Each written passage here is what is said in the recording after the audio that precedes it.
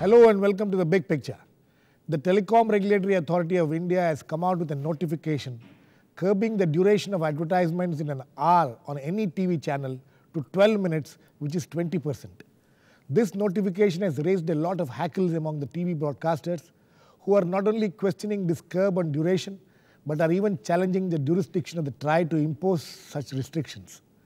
The issue is, however, more complicated, with the cable operators agreeing to the curb on ad duration, even as they are demanding a cut for themselves in the ads.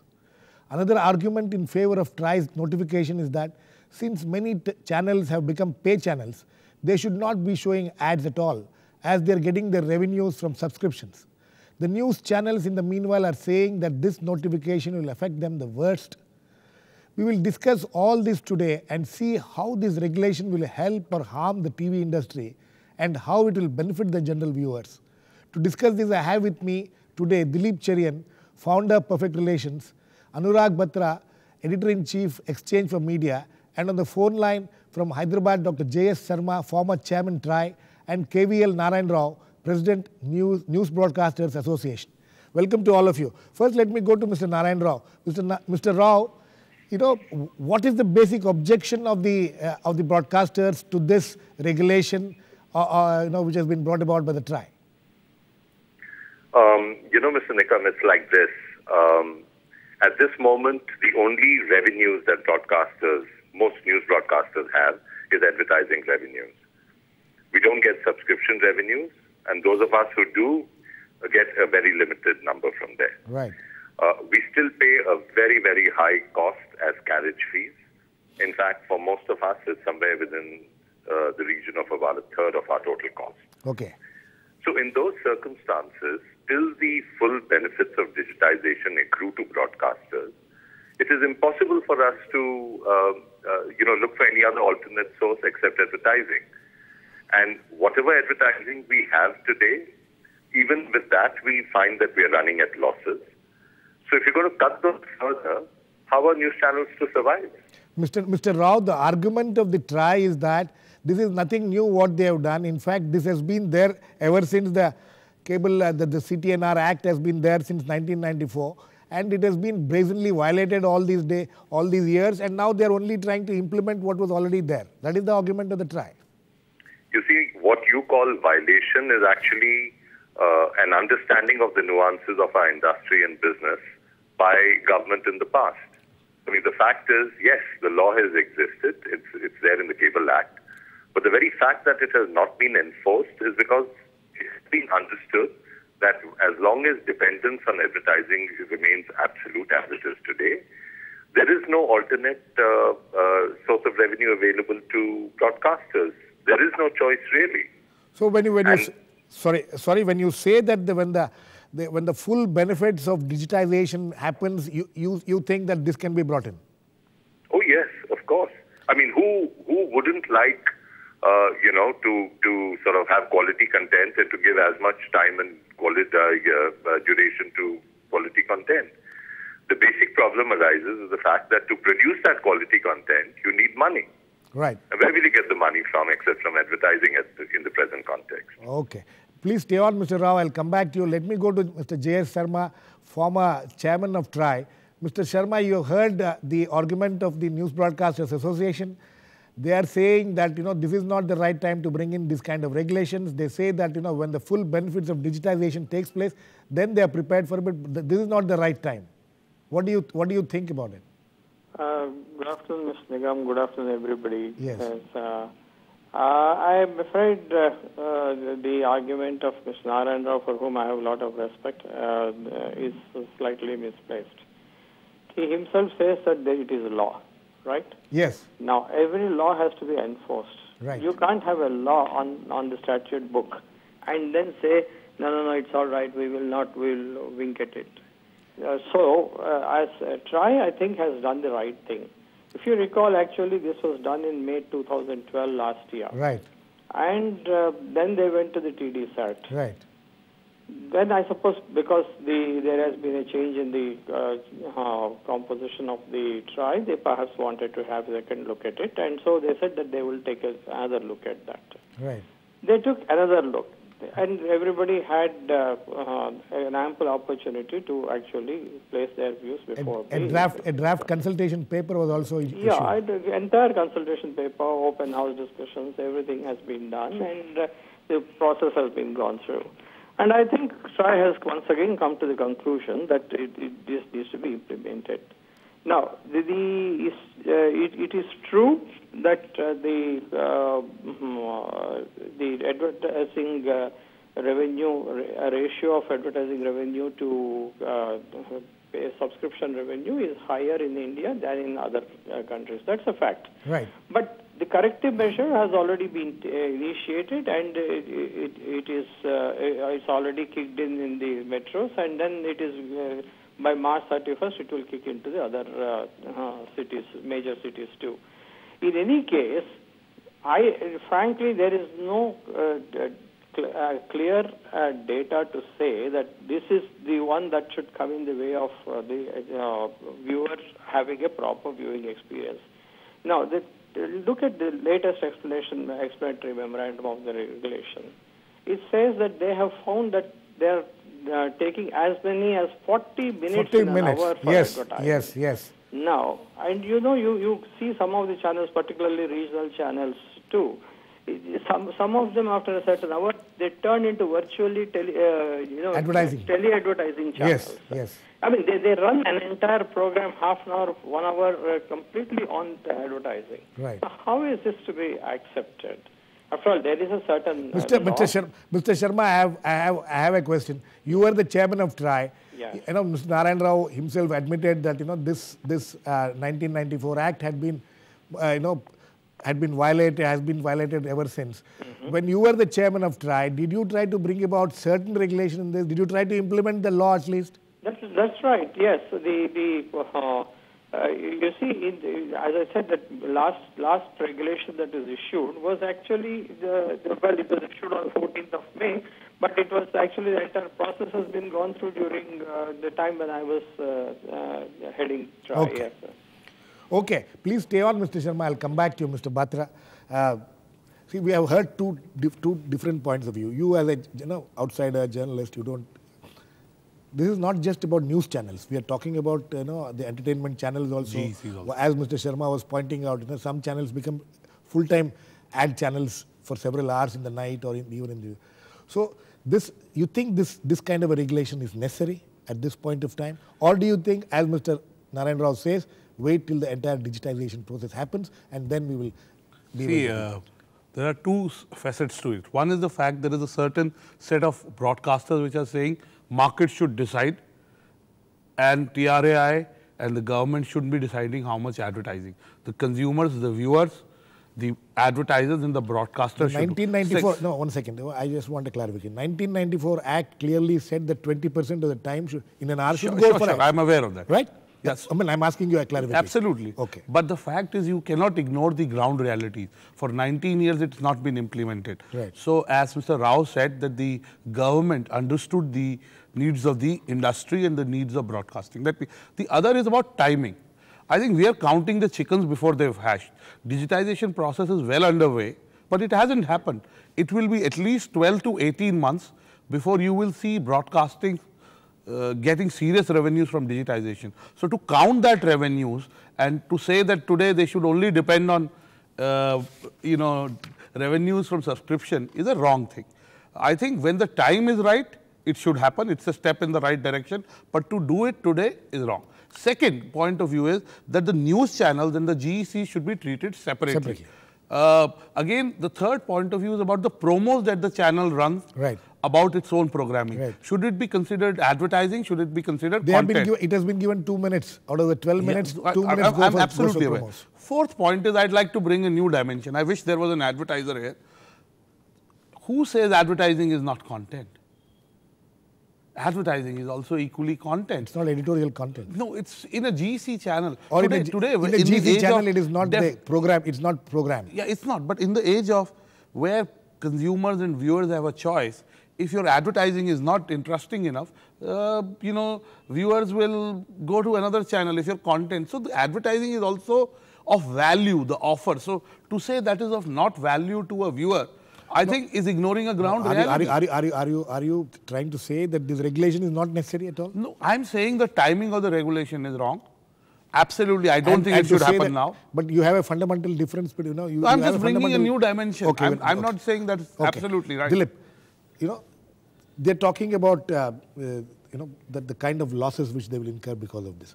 Do you think their argument is right?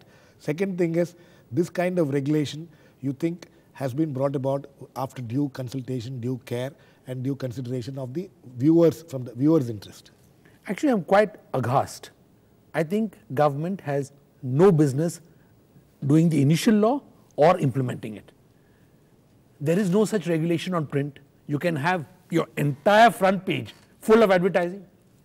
And today, there used to be some 60-40 or things like that. But hang on. 60% editorial content, 40% there isn't any rule. What about the internet? What about websites? So when there is no rule for all the media, why do you have a rule suddenly imposed on one kind of media? And I think it's grossly a violation of market mechanisms and behavior. Just because government has passed an act doesn't mean that this, as thinking people, we should immediately subscribe to the fact, oh, the act is holy, there's been great debate on it, therefore now it should be implemented. Wonderful. But does that make any logic? Because do you want to kill the broadcast industry? Since you have raised a fundamental objection, let me get Mr. Sharma in on this. Mr. Sharma? Yes. Mr. Sharma, Dilip Cherian thinks that the government or the TRAI has no business to indulge in this kind of thing. It had no business to come out with a law earlier, nor does it have any business to come with regulations like this at this point of time. Yeah, if I with your apologies to Mr. Cherian, I think it's a fairly self-serving argument, isn't it? The poor viewer is left with no choice, and then let us not have anybody protecting the consumer at all. No, Mr. Sharma, I'm sorry. That thing to the market mechanism. What happens in print, newspapers, and magazines? You think the consumer there is protected? Look, in that case, all that he has to do is turn the page around. In fact, how many of us actually see the front page at all? We just turn the front page and then just go to the. We know exactly where the news is. Oh, that's interesting. That's an interesting point you're making, Mr. Sharma. As far as print is concerned, the reader has the choice not to look at it, whereas in television you don't have a choice. Yeah, and imagine, mind you, you are watching a movie. Yes. There's a break. Right. You go through the 10 minutes of break. Yes. I mean, mind you, it's 10 to 12 minutes of break. Yes. And then you heave a sigh of relief. Okay, I'm now going to watch the movie.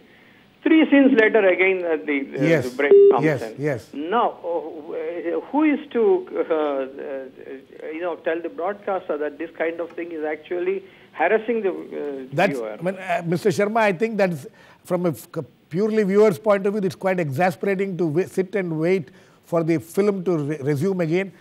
Anyway, let me get Mr. Narayana Rao here back on this. Mr. Narayana Rao, this is an argument of Mr. Sharma's argument sounds very valid. He says that when it comes to print, the reader has a choice. He need not look at the front page if the front page is full of an ad. Whereas in television, there is, the viewer has no choice. One. Second thing is, what we have been observing recently is that, at least in the news channels, at a particular point of time, all the major news channels are running ads. There is no option for the viewer. No, look, I think by way of response, I'd like to say 2 things. Yes. One, of course, is that, there are times, quite often, when, on account of breaking news during national calamities, during big political events like elections or the budget in Parliament, or if there's a terrorist attack and so on, you'll find many news channels go on for sometimes several days without taking an ad break. Right. Because they believe that at that moment it's very important to give the consumer and the viewer uninterrupted programming. Right. Because of the moment. That needs to sort of be taken into account. But I want to make a slightly different point over here. Yes. Laws, sometimes, you take something like cars. The government decided to introduce cars, has decided to now keep it in abeyance for a couple of years. Right. Why has it done that? Governments have authorities to do it once they understand ground realities and see the situation that the industry operates in. Right. I'm here speaking on behalf of news broadcasters. News broadcasters are in a very, very terrible condition. And if we talk about high-quality content, unless we have adequate funding, and we're not asking for a moment that there should be government funding. All we are saying is let us earn our funding from market sources, subscription, advertising and so on. And we'll produce the right kind of content that consumers would like. And the most important point, the consumer is the king. At the end of the day, he has a remote in his hand. He doesn't like your content or your channel. He can always switch you off. Okay. Mr. Rao, on that note, we need to go into a very short break now. Please stay on. We'll come back very soon. Welcome back. We are discussing the latest regulation of TRAI, the Telecom Regulatory Authority of India, on curbing the ads on television. Let me come to Mr. Sarma. Mr. Sarma, Mr. Narayana Rao has 2 points. One, he says that they are making up for uninterrupted coverage, which they have, the news channels he's talking about, making up for uninterrupted coverage, sometimes which they indulge in, during which time they lose a lot of revenue as far as advertisements are concerned. One. Second point I want you to address is whether news channels, as Mr. Batra was pointing out, whether news channels and general entertainment channels should be looked at differently. Okay. Firstly, Mr. Narayana Rao stated that during the national calamities, they run uninterrupted news, which is true. But fortunately for us, national calamities are only rare. I mean, it's something that happens once in a blue moon, and I'm sure we don't wish that to happen more often. The second thing is, I didn't say it's only calamity. I spoke about a whole lot of events of national importance. Yeah, okay. Okay. Mr. Rao, I said uninterrupted coverage of any event. Okay, uninterrupted. Even that, if you take TRAI has that data. They have collected the data from the broadcasters, and I'm sure that can be looked at. And it is apparently the data doesn't prove that. Secondly, let me put it this way: 24 hours into 12 minutes is 268 minutes.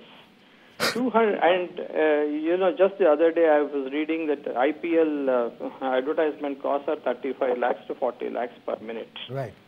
Now, which take even just 10 lakhs as the IPL may be an exception. Let's put it that way. But assuming that average cost at 10 lakhs, that is 226.8 crores is the revenue to a channel on a daily basis. Right. So it is not as if the advertisement revenue, even if it is restricted only to 12 minutes, is going to 12 minutes for every clock hour is going to actually.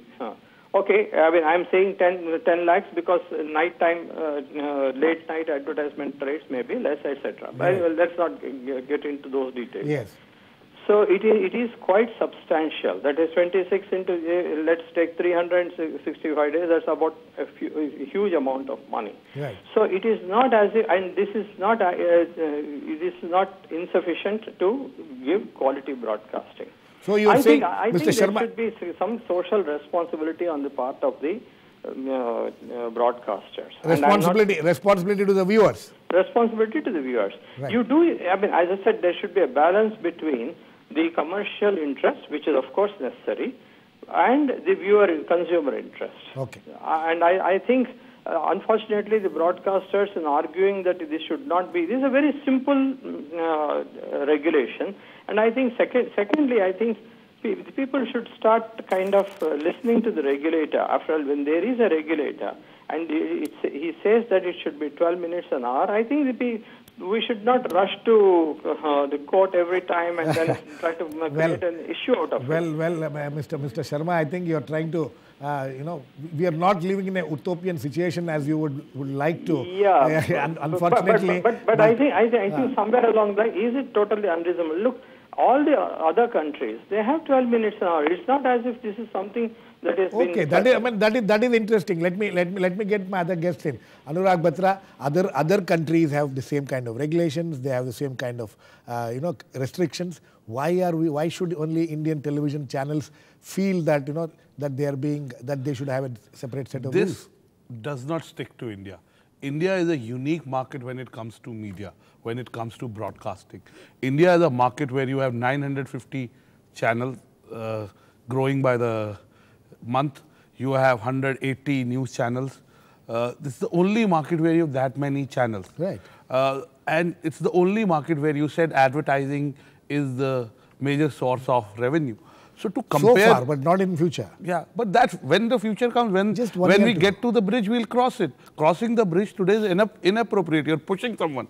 So I think it is an unfair comparison. And I have a lot of respect for Mr. Sarma and TRAI. But let me give you another example. On your channel, 2 months back, we had a debate about cross-media regulations. Yes, Let me tell you, today, the FCC in US is relaxing the cross-media restrictions. It is allowing a lot of newspaper owners and television owners to own both in certain states. So today, if you talk of other markets, there, a lot of things they're revisiting because they realize that what is not good for the industry is also not good for the viewer. Somewhere there has to be a balance between the two. And as I said, the timing, it's an election year. A lot of people, especially news broadcasters, believe that it's a way to muzzle them, to make them more weak. I believe that. Yes, this is interesting argument. Dilip, I want you to address the other issue. You said that, why is TRAI doing this? You raised a fundamental objection to the TRAI having this kind of a jurisdiction at all. If TRAI is not going to do it, who is going to regulate this? Do you think this regulation is not necessary at all? My belief is the viewer should be, if a channel is showing, I'm trying to watch a movie in a clock hour, 40 minutes is in advertisements, 20 minutes I'm watching movie and waiting every 10 minutes, every 3 minutes, after 3 minutes the ads start for 10 minutes. Is that the way who will talk on behalf of the consumer or the viewer? Besides sitting on the Advertising Standards Council, I also have done 2 terms on the censor board. Right. The thesis in the censor board is that we have to be tight on controlling what is seen by the viewer, because once the guy has got a ticket, he has no choice but to sit in the movie. Right. Which is why censorious rules are as censorious as in this country. Absolutely. And they say on television, we don't need to have such standards because we can allow self-censorship because the viewer can change channels. Or child locks. Or child locks. Okay. What I'm saying is that as a nation, as a polity, we need to look at what should regulators be looking at. A telecom regulator should be looking at a certain bunch of issues. Is the issue protection of the consumer and his viewing rights? Or is, for example, the fact that people are tapping into cable and getting and watching more than they're supposed to watch? Or, these are the things that, a telecom regulator's job is to look at the consumer, most certainly, and Mr.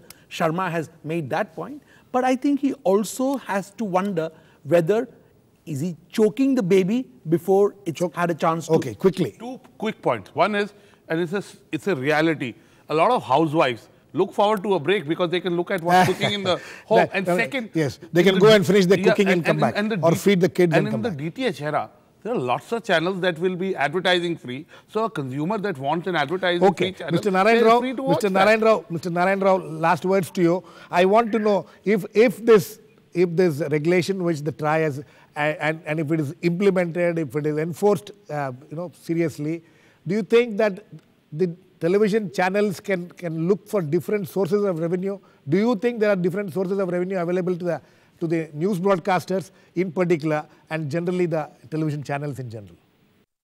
There's one main different source of revenue, and that is subscription. Right. At this moment, that does not come to us. Okay. And what comes to a few channels is also a very limited number. Right.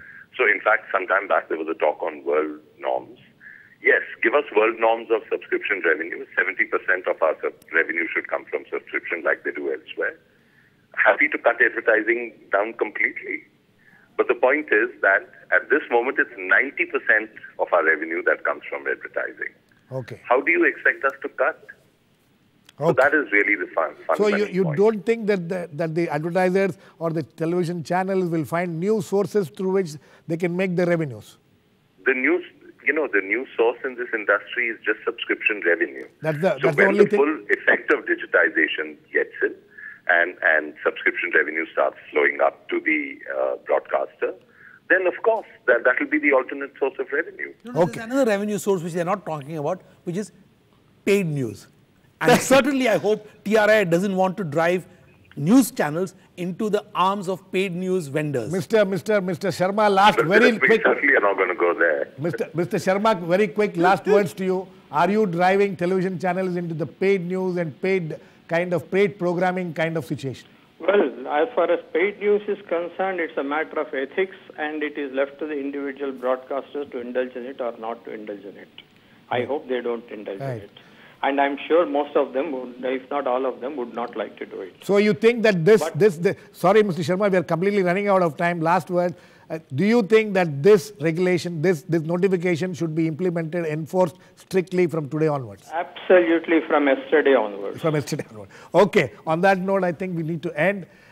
This is a debate which will take much more serious shape in the coming days and weeks, I'm sure, because big broadcasters are involved, big interests are involved, and also the consumers' interests are involved. So we'll keep a close watch and see how this debate will proceed and whether TRAI will be able to implement their notification. Thanks to all my guests, Mr. KVL Narayana Rao, Mr. J.S. Sharma, Anurag Batra, and Dilip Cherian. Please keep watching. We'll come back with another issue on The Big Picture, same time tomorrow.